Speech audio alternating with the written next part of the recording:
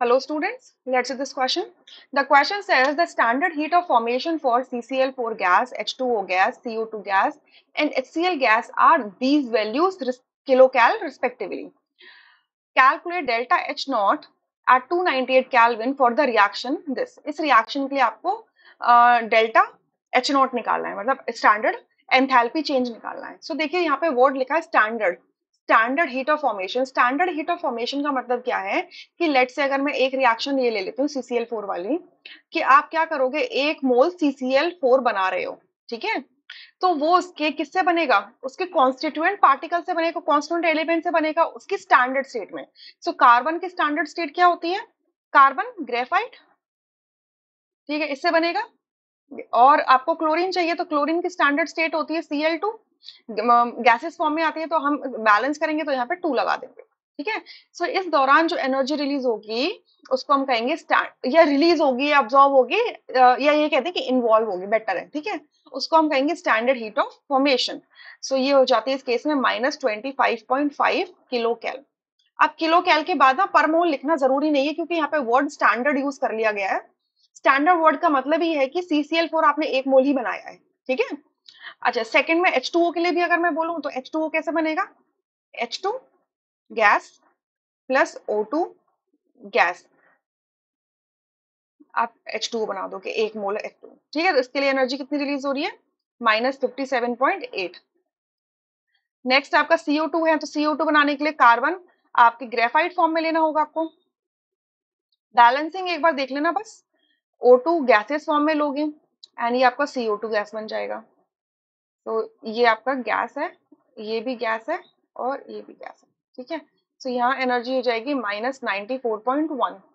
Similarly HCl के लिए क्या हो जाएगा, H2 लोगे गैसियस फॉर्म में, Cl लोगे, Cl2 लोगे सॉरी गैसियस फॉर्म में और आपका HCl बन जाएगा. अब सिंस मुझे 1 मोल ही बनाना है सो H के आगे हाफ लगा दो, Cl के आगे हाफ लगा दो, Cl2 के आगे हाफ लगा दो, H2 के आगे हाफ और Cl2 के आगे हाफ लगा दो, ठीक है.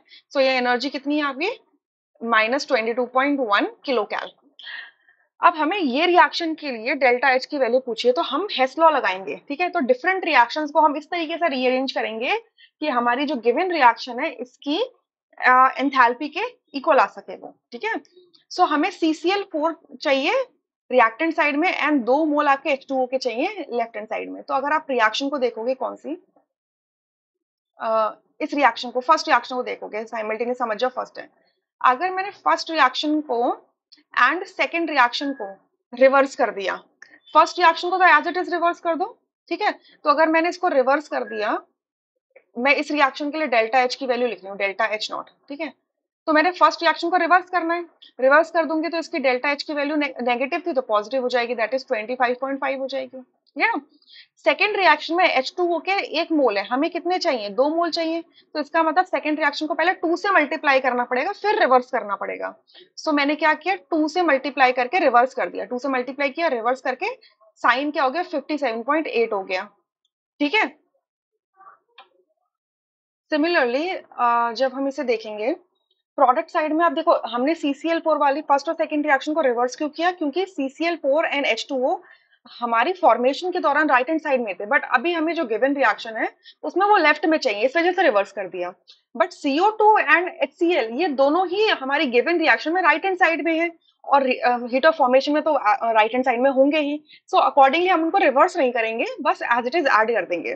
तो CO2 का यहाँ पर 1 मोल है और हीट ऑफ फॉर्मेशन के दौरान भी 1 मोल है, तो सिंपली इसकी जो हीट एनर्जी है इसको ऐड कर देंगे तो ये हो जाएगा -94.1, ठीक है. उसके बाद HCl के यहाँ पर 4 मोल हैं बट हमें 1 मोल के लिए हीट ऑफ फॉर्मेशन गिवन है, standard heat of formation given है, तो इसको 4 से मल्टीप्लाई कर देंगे, तो 4 इंटू -21.1. तो इस सबको सॉल्व करेंगे तो आंसर आएगा -41.4 किलो कैल. सो आपका ए ऑप्शन यहाँ से करेक्ट होगा, rest are incorrect. I hope you understood. Thank you.